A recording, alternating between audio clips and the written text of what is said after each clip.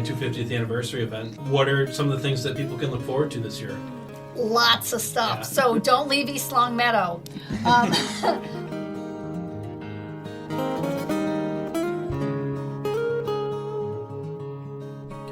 Welcome to So That Reminds Me, Reminder Publishing's bi-weekly podcast discussing Western Mass news. My name is Dennis Hackett. And I'm Tyler Garnet. And we'll be your host for today's episode. On this week's episode, we are sitting down with Adele Hill and Donna Prather from East Longmeadow's 4th of July and 250th Anniversary Celebrations Committees. But I guess before we jump into that, Tyler, what's new? How are you doing? I feel like it's been a while since I've been on the microphone. Honestly, yeah, I feel like it's been a while since we've been here together. But yeah, things are going well. I mean, as we're recording, we're in what feels like a nice heat wave to start this summer. So I think we can finally declare summer's here. So I'm excited just for the warmer weather and to finally hop in the pool and enjoy, when I'm not working. What about you? Same. My dad just... we got the pool all set up, so nice. I think he went in today, to be honest. Perfect. I'm jealous of him. I know, I am too. So we'll see. But yeah, I mean, it's just, I'm kind of starting to hit my sports fatigue where the Red Sox are not good. Yeah. A New York team's about to win a finals. We'll see. Job's not finished. But yeah, I talked about it on last week's episode. So yeah, the Knicks are also consuming me right now. But yeah. I'm sure most of the listeners, if they're from Massachusetts, don't want to hear that right now. No. So I'll spare them this week, but we'll see what happens in a couple weeks, guys. All right, so I guess we can move right into some of the news this week. One of the big things, obviously, we spoke with East Hampton Mayor Salem Derby a couple weeks ago. That override passed in East Hampton, so they're going to be able to fund a bit more of their positions that were kind of on the chopping block. I think they were looking at losing like 35 positions and like all their extracurriculars and stuff. Yeah. A lot of stuff, especially was going to get affected, especially the school department. So it was nice, and I mean, close vote, less than 300 votes. They got a nice turnout too, which was good to see for them. Yeah, I believe it was 46% turnout or something like that. Something like that, which is, that's huge for this area. Oh, I feel like for not... Oh, yeah, absolutely. Especially for such an important issue in the town to see people come out, which is good. Yeah, it's good to see that, people care and they're paying attention. Yeah, absolutely. So, then moving along, I mean, data centers have been a bit of a talking point lately. I feel like I know Tyler Holyoke's had a situation developing there. Yeah, Holyoke has a data center that was proposed back in January at the Hampton Paper Complex on Water Street. That complex has been vacant for a few years now, so there's been a data center proposed there. It's gone through a couple different hearings or a couple different meetings in the Ordinance Committee. Finally went to City Council on June 2nd. But there was a lot of controversy. Obviously, it was listed on the agenda, so there was a lot of talk on social media with residents kind of opposing the idea of it. I mean, there's a lot of things they think that it promises more than it gives. They think it will cause pollution in the water, noise, all this good stuff. Yeah. And, I mean, similar thing happened within the city council. There was a big debate between, whether it was beneficial at all.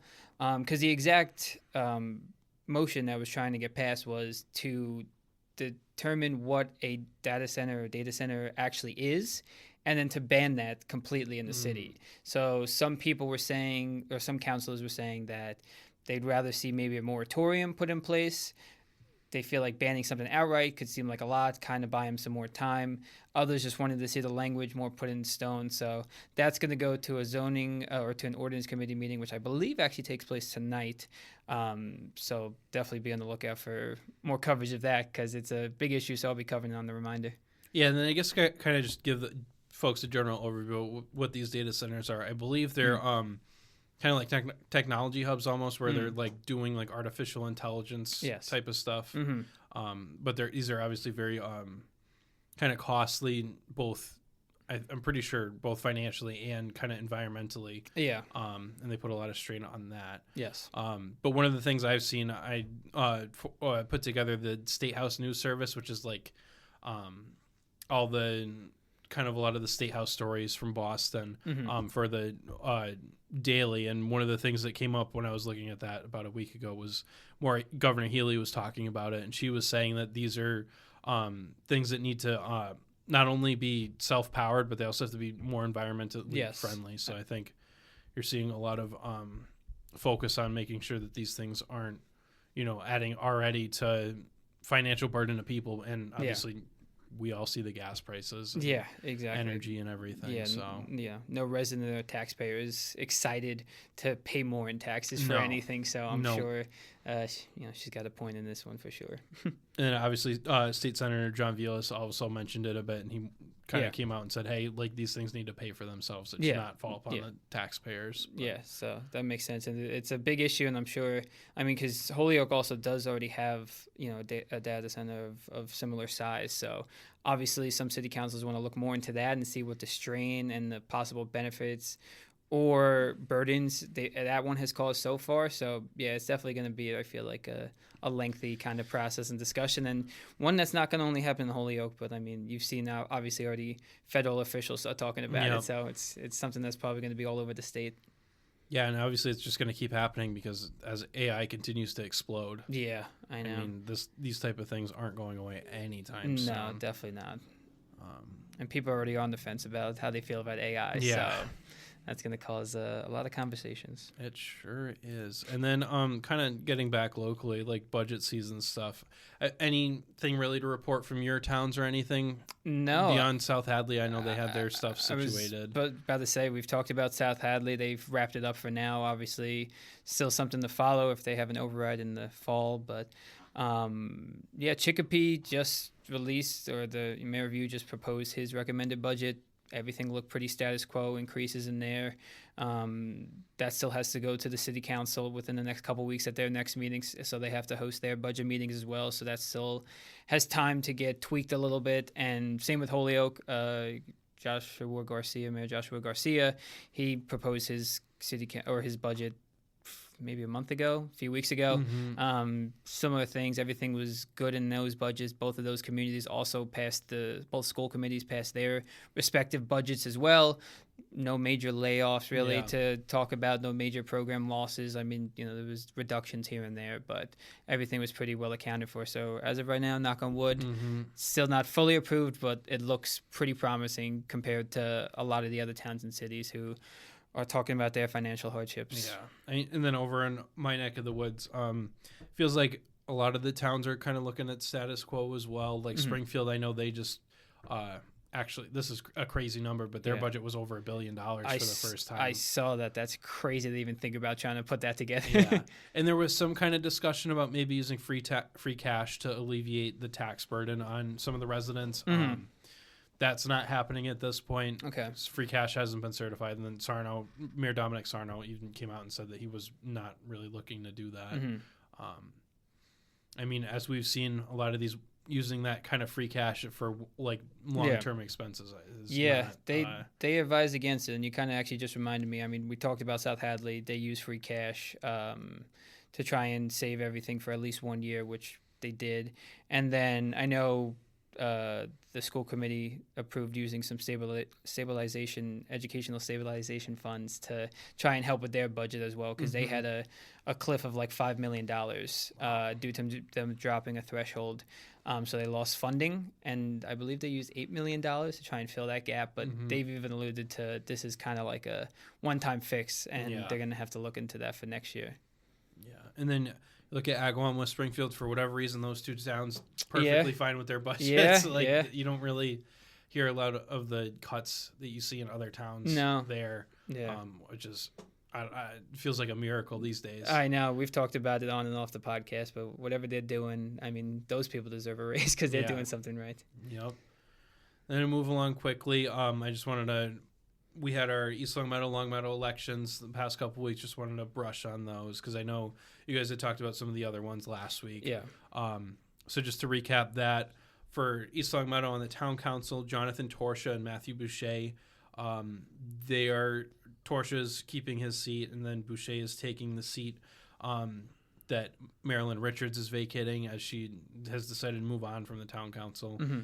She was there since the 80s, I believe. Oh, wow. Not on the town council specifically, but working on boards and stuff in town government. Yeah. So if anybody wants to read about her saying goodbye, you can look online at thereminder.com. Peter did a great story about her history and moving on and that sort of thing. Nice.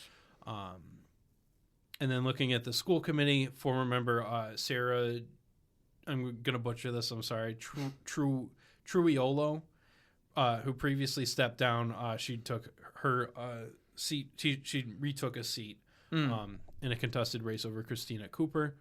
And then for the school committee, longtime school committee member Greg Thompson, he is also leaving. So, and if you want to see about his reflection on his experience with the school committee and moving away, that's also on the reminder.com.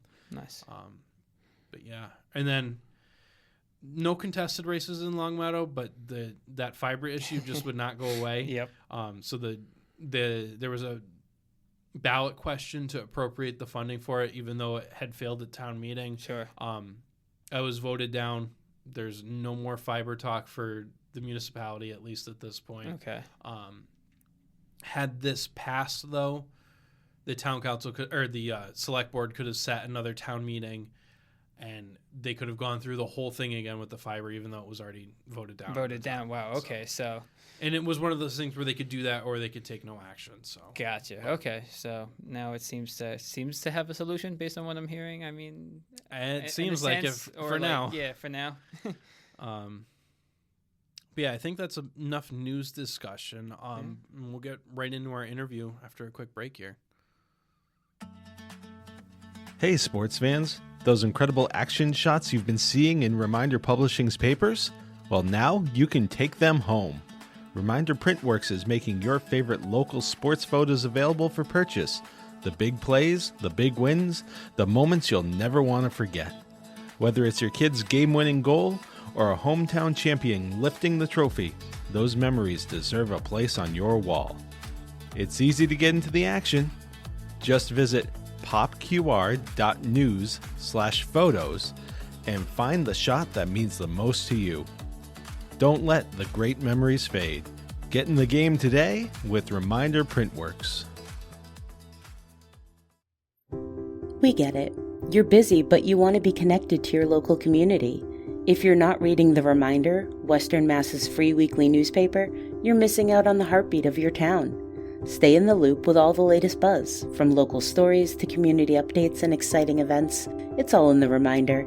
Just log on to thereminder.com and dive into the hometown news you love. To subscribe to receive The Reminder at your home, call 413-788-1316. Don't miss a beat. Your town, your stories, your community for over 60 years. The Reminder. We are hometown news.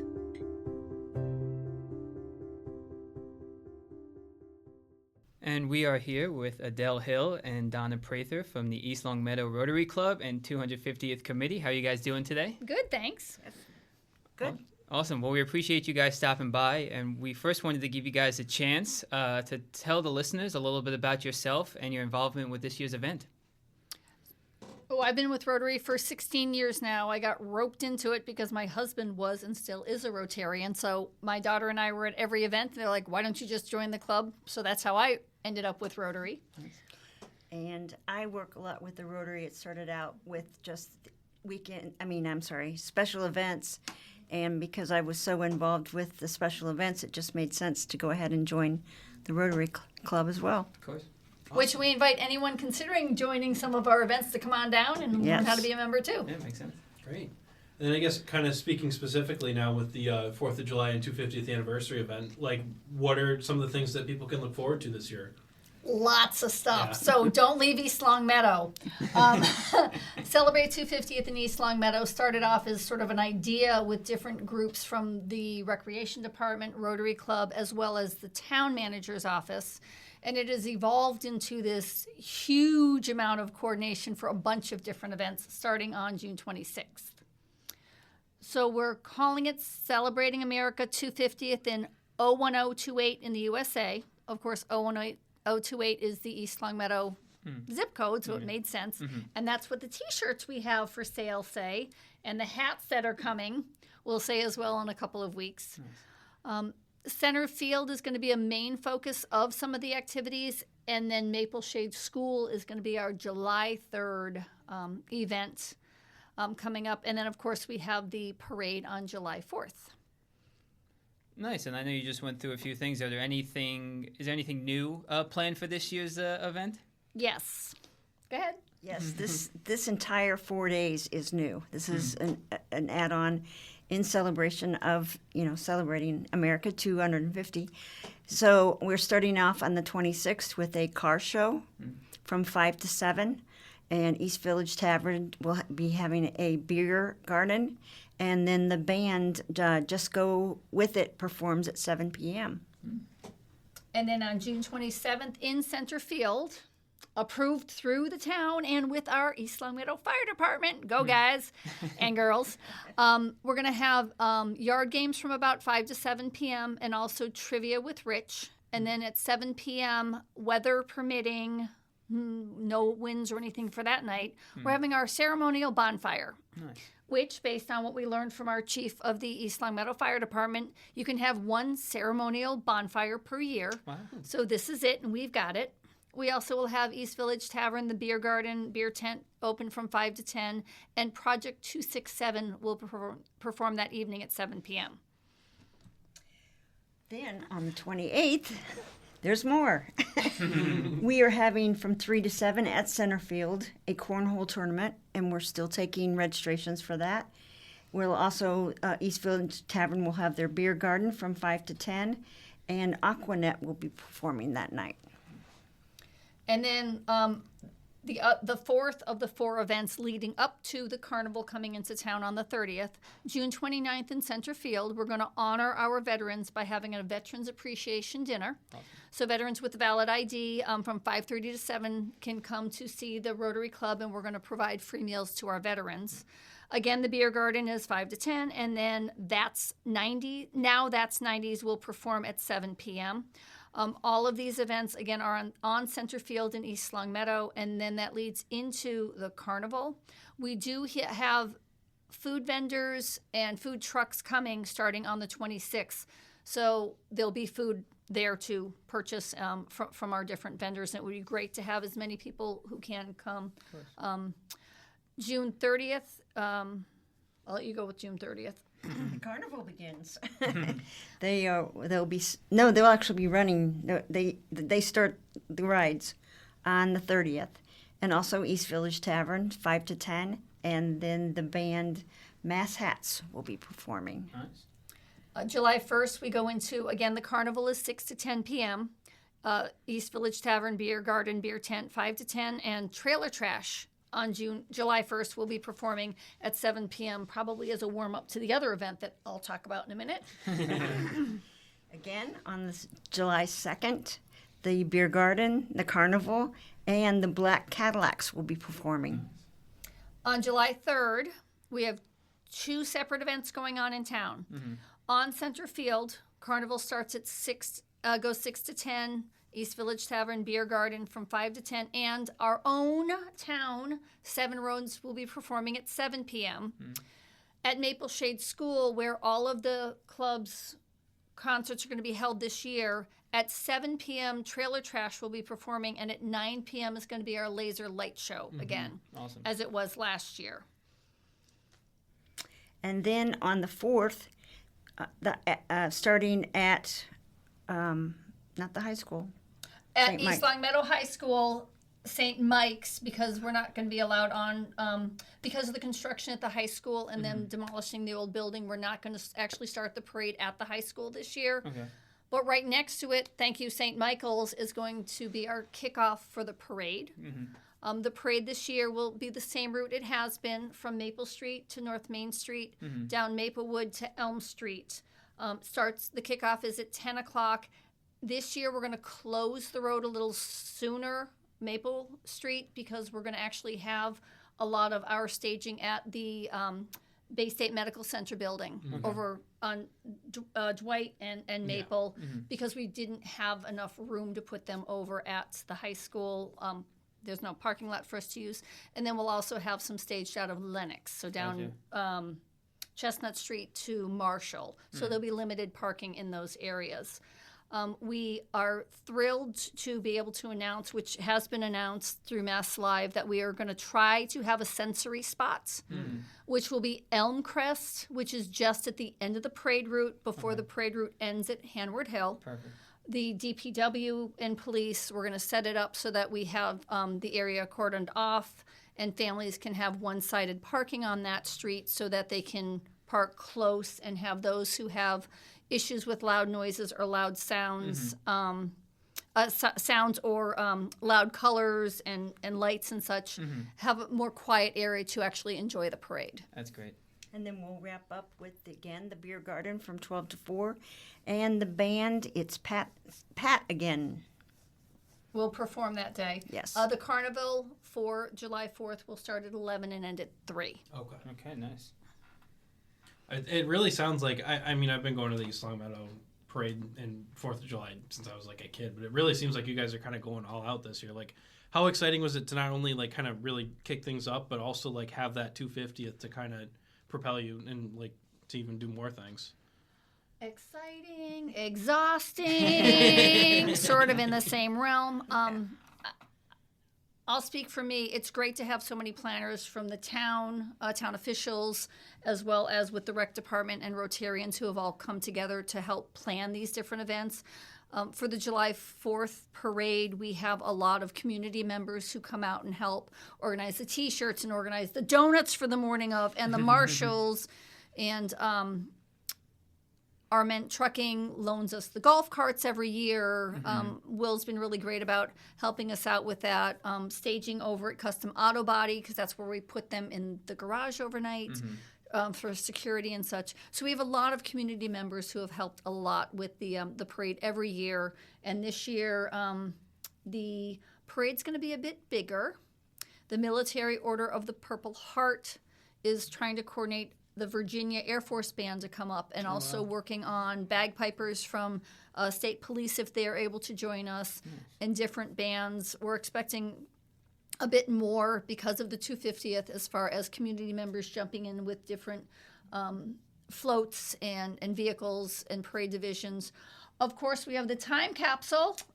Yes. You were looking. You must have been looking at our sheet over here, because that was our next question. Is when what felt like 2 weeks of awesome events you guys had planned. The one thing you didn't mention yet was the time capsule. If you could talk a little bit about the plan for the opening and the planting of a new one and stuff like that. Absolutely. So the old time capsule was excavated a week and a half ago. I think it was the 30th. The Yes, 30th. Yeah. Yep. Unfortunately, because we live in a watershed area, apparently, a lot of the things in there sustained some damage and were not able to be resurrected, so to speak. Odd word when you're pulling up a time capsule. Yeah. But the East Longmeadow Historic Commission is directly involved in trying to preserve as much as they can from the old time capsule. The new time capsule, we had a kickoff party at Norcross. Thank you, Norcross, for hosting on May 30th. And then July 18th is when the time capsule is going to be, the new time capsule is going to be buried over at Heritage Park. Okay. On June 27th, because everybody's going to be at our bonfire, that will be the last evening to donate items to go into the new time capsule. From side discussions with some of the members of the Historic Committee and also Rotary Club, who's working directly with them, there's a list that I believe is going to be out soon about what you can put in and how to preserve it. We were talking at the kickoff event about laminating papers instead of just putting the papers in. Yeah. Putting T-shirts and hats and such, vacuum sealing them, and then putting them in another protective sealant sort of a thing, especially if it's going into the same area. The time capsule being buried at Heritage Park, you have the water right there, and seepage is what got to the old time capsule. Yeah, that makes sense. The Historic Commission, from my understanding, is putting together everything to try to get the person who wrote that letter 50 years ago back their letter. Oh, wow. If they wanted it. Yeah, that's nice. So they're working on that directly. Nice. And then sometime in August, they're still working on preservation of what they can. Sometime in August, the capsule, what was in the old capsule, the 1976 to 2026 capsule, will be presented over at Pleasant View Senior Center Council on Aging building and Rec Department building. Nice. And there are tubs out at Town Hall, at the library, where people can come and put their items in. Okay, nice. If anyone's, thinking about putting something in. Yeah. And I guess kind of going off of that, I mean, I know you said it was kind of more historical commission, but has there been kind of like a lot of people wanting to submit stuff for the new time capsule? Yes, and if you look on Facebook, Jeannie's Weenies gave a hat, so that was the first thing that was donated. It was actually at the Norcross event, so that was awesome. I know the club's going to put in one of our flags with the East Longmeadow Rotary Club. We're probably going to seal it first, and then probably one of our 250 in the 01028 USA shirts. One of our other Rotarians, Aldo Fazios, is going to submit one of his T-shirts. So things like that just coming out of the community and businesses. We're trying to find, that Historic Commission is trying to find one of the Monopoly games for East Longmeadow that had all the old businesses and such on it within the last several years. So that'll probably be going in there as well. That's really awesome. And kind of just going back a little bit to the upcoming event and the laser show this year, can you guys just talk a little bit more about if it was successful last year, how it went, and kind of the hopes for this year? Well, besides watching two grown adults cry because of all the rain that happened on July 3rd and us deciding to stick it out, we're guessing we had thousands of people for the laser light show because everybody else in the area canceled their fireworks because they couldn't set them off. We believe it was a huge success. LCAT, East Longmeadow Cable Access Television, has about a 31 to 37 minute. If you want to look on their website, you can find the laser light show from last year. So we believe it was a success. We got a lot of great feedback also about the location of it because of the way it was set up on the field, and people were able to walk to it. That's good. And watch it up through into the trees above. Across the street above. Okay, nice. So it was a great projection and all that. We heard a lot of people thanking us for not having their dogs like in a panic for like a week and a half after. And all that said, yes, we know you want fireworks. However, first and foremost, the fireworks have always been funded through donations through one of the not-for-profit organizations. I don't know, and I would have to defer back to town looking into their old books. It doesn't come from taxpayer dollars. It comes from businesses and community patrons giving money. It's not the tax dollars of the town. And we all know that with the new high school, we're not able to have the fireworks at this point in time based on what we have learned through different town officials, and we've been asking. In fact, I had made a comment about that to one of the news stations in the area, and they put down a specific entity in town. We're just saying town officials. If people have questions, of course, that would go through the town manager's office. But it's not been taxpayer dollars. It's been through businesses in town, and we've had a lot of support. We had a lot of support for all the fireworks, and we actually used some of the money that the not-for-profit organization Rotary Club had taken in on different events through concessions and stuff to run the laser light show last year without asking for those donations to try to give back to the community, especially because we can see people still trying to recover after, well, our economy is just our economy, and people are still recovering even after the pandemic and everything else. So we're trying to be less asking, but we are going to ask this year a little bit with, hey, if you can contribute. So you'll be seeing that go out through our Facebook ad in the near future. Nice. So we do understand the disappointment. We thank Enfield, Twin Hills, Star Spangled Springfield, and other communities who are able to have the fireworks safely for the community and without damage to property, actually still be able to have them, whereas we can't at this point. Gotcha. And I guess kind of going off of that, you mentioned the community partnerships a little bit, but like how important is that? Whether it's, you know, all the different town organizations or businesses or even the community members? Community members, businesses, so not-for-profits, unless we ask for donations or we sell things like the T-shirts, which is our fundraiser this year, and there'll be laser light wands and necklaces and red, white, and blue pinwheels. That's the way we're actually earning our money to do these other things. The club donates to several different not-for-profits over the years. We have 2 scholarships that just went out last evening to deserving East Longmeadow high school students. Awesome. Nice. Or East Longmeadow residents who are high school students, because you don't have to go to East Longmeadow High School to be able to apply for those. We have been able to donate to international causes like the war in Ukraine. We've been able to help out with the Hawaiian wildfires, floods down in Florida, Shelter Box, which provides boxes of things to live with for families who are in a disaster situation around the world. The club is actually a bronze level sponsor for the Shelter Boxes. We donate every year. We donate to Polio Plus, trying to eradicate polio. We're this close to eradicating polio, and I believe there's less than 50 cases of new polio in this past year. Wow. None of them are in the States, which is why we're trying to eradicate it throughout. To eradicate an illness like that and to be called illness-free, it's, I believe, 13 to 15 years of no one having the illness. So we're still in that fight with the World Health Organization, the Bill and Melinda Gates Foundation, and many other organizations working on that.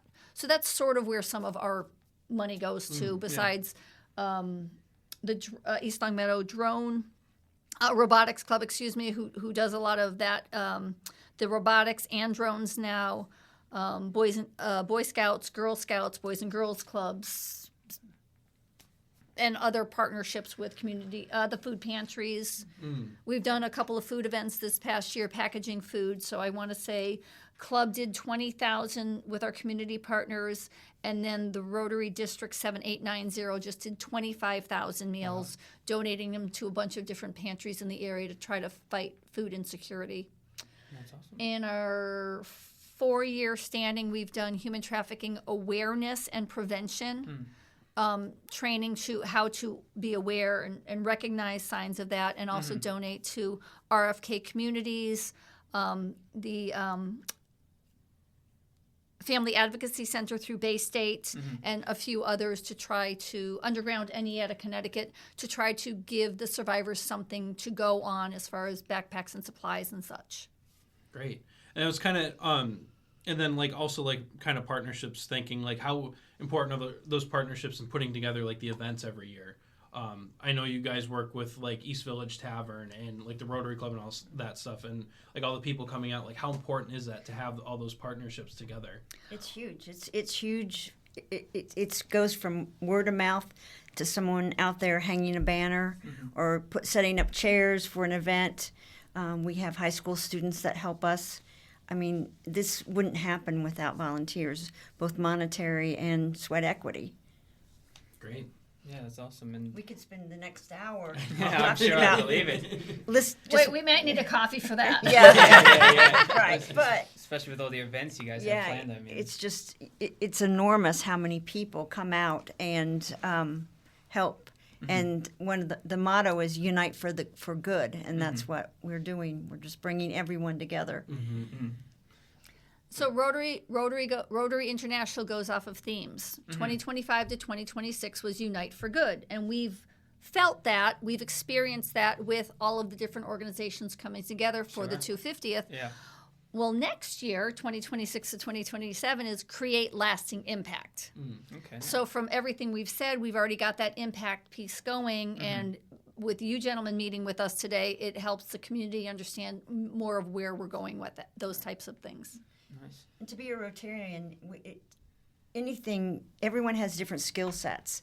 You know, some people enjoy meeting on Thursdays and each other's companies. Other people enjoy getting out and making popcorn at concerts. Yeah. You know, there's just something for everyone, no matter what your skills are. That's true, and that's great. And you know, kind of, you guys have gone through a lot of the schedule of the events, whether it's the bands or the carnival, obviously the scholarships and the fundraisers and the, you know, what the money goes towards. But one of our questions was, you know, what are some things that each of you are just looking forward to for this year's event? July 5th. I had a feeling someone was going to say it. I personally just like to see people going out and having fun, you know, at the laser show or the concerts, and, you know, out dancing. You know, there's a woman in our community that's out for all the concerts, and she's up there in front dancing, and she's like 90 years old, and she just enjoys it. And the kids running around and, you know, eating lots of stuff and getting snow cones and needing to brush their teeth twice that night. Yeah, it's just it's really about seeing people happy and having a good time. Yeah. There's enough to worry about going on in the world right now, so let's just have some fun. Mm-hmm. Love it. Speaking of which, concerts. We have our concert starting June 24th with Ray of Elvis at Maple Shade School. Concessions will open at 6. All of the concert starts at 7. So June 24th is Ray of Elvis. July 3rd is Trailer Trash at 7 with the Laser Light Show at 9. July 8th is Union Jack. July 15th, 7th Roads. July 22nd, Brass Attack. July 29th, the 60s Experience. August 5th, Above the Tree Line. August 12th, Pride Falls. And rain dates are on the Thursdays after the concerts. And the concession stand, again, will be open with hamburgers, hot dogs, french fries, chicken nuggets. Popcorn, snow cones. Have to check it out. That's awesome. Yeah, don't come that day if it's not. No, I should say, if it's your cheat day, that's That's the day to the go. place to be. So Wednesday nights, everybody's cheat days Cheat day, for the perfect. summer. Good to know. One other thing with the concerts, just because people don't pay attention to advertisements as much, the Mass Cultural Council of East Longmeadow actually has provided some of the funding, a grant fund toward the concert. So it's helping us do the kickoff and then cover bands, sounds, equipment and such for the actual concerts. So we'd like to thank the Mass Cultural Council East Longmeadow site. That's great. All right, and I think that's pretty much all the questions that we have. Is there anything else you wanted to add? And I guess kind of what's like the best place for people to find more information? elrotaryclub.org is our website, and there's also, I don't know about Facebook, but you're going to see a lot coming out through the East Longmeadow Rotary Club Facebook. There's also a concert series Facebook that'll link to. It links right through the East Longmeadow Town Forum and the private group. Great. Perfect. Well, yeah. Thank you guys again for your time, and good luck with everything going forward. Thank All right, you. Thank you. Thank We'll you. see you guys there, right? Yes. I'm sure I'll be there. Yeah. If Thank not, you. if not, we're going to Thank come you. pick them up here at work. Exactly. That was great. Thank you, guys. Thanks. All right. Can't believe Go Local is your guide to the best in Western Massachusetts and Northern Connecticut. In the June issue, we're shining a spotlight on 3 incredible locally owned businesses making a real difference in their communities. Ludlow Coffee is brewing more than just great drinks. It's becoming the heartbeat of a neighborhood, one cup and community gathering at a time. In Springfield, Mindful Necessities is bringing herbal wellness and a commitment to whole community health right to your doorstep.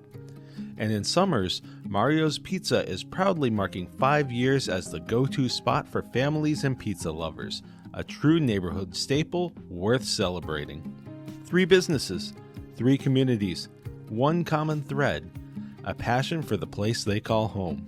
And if you're a business ready to tell your story, reach out to Sales Manager Scott Green at 413-525-6695. All right, and we're back after the interview. I thought that was really good. They have so many events coming up, which I can't believe. No wonder Adele said July 5th is something she's looking forward to, because that was a lot. But I'm hoping there's a good turnout for all those. Yeah, I mean, it's right down the street, so I feel like I would be remiss if I didn't go to one of the nights before that they're doing the concerts and all that stuff. But Nice. it's nice to hear that there's so much, because this is obviously something I've been to. I mentioned it in the interview, you know, since I was a little kid. Nice. So it's always cool to see how it's grown and evolved over the years. But there's also plenty more 4th of July events that we can get into here. Yes.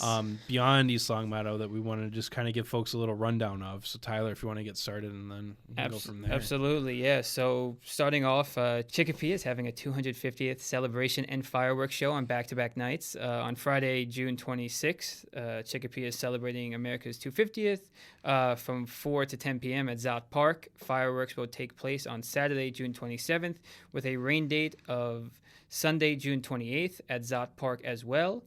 Holyoke's July 4th fireworks celebration will take place at Holyoke Community College on Friday, June 26th, with a rain date of Saturday, June 27th. The event will begin at 6 p.m. with food, music, and family-friendly activities before the fireworks display at dusk. And also, Thunder in the Valley is taking place on Saturday, June 27th.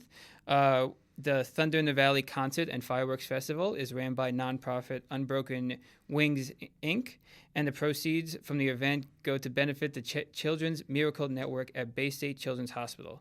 It's a full-day event featuring live bands, food trucks, family-friendly games and activities, and a fireworks show to end the night.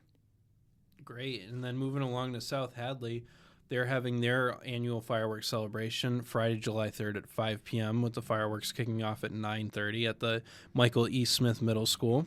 A potential rain date is scheduled for Sunday, July 5th. The evening will include food trucks, vendors, rides, and games for kids. There will be a DJ in the parking lot, and the South Hadley Community Band will start to play at 8 p.m. Looking over at Westfield, it's going to be home to the annual Wyben 4th of July Parade, which starts at 5 p.m. on July 4th at the corner of North and Montgomery Roads. Westfield will also have a fireworks display at Westfield Middle School on July 2nd at 9:15 p.m. In Springfield, Spirit of Springfield is doing their Star Springfield as they do every year. It's going to be July 4th, 6 to 10 p.m. at Riverfront Park, and the fireworks are going to be displayed from Memorial Bridge. And then finally, looking ahead at Enfield's 4th of July Town Celebration, they have live music and family events from July 10th through the 12th. So kicking it off Saturday morning, they have a 5K at 9 a.m., followed by the parade at 11. And then there's a car show on Sunday from 9 a.m. to 1 p.m. And then they have the fireworks at 9:45 p.m. That's obviously not a comprehensive list. Always check with what your town is doing. I'm sure there could have been things that we missed. Yep. I feel like we're in like a gray area for 4th of July stuff. Yeah. So there's always something like on different nights too. So if you want to do one thing one night, then another, then exactly. You know. And I get so excited for them. I mean, nothing beats a barbecue and a nice carnival or something, or fireworks in the summer. Nice, everybody has beer gardens now, so that's always fun true.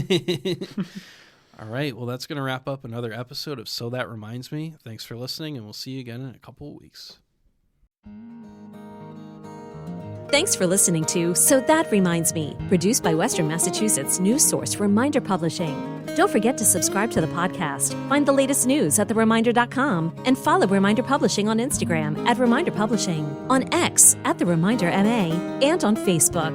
Reminder Publishing, we are hometown news.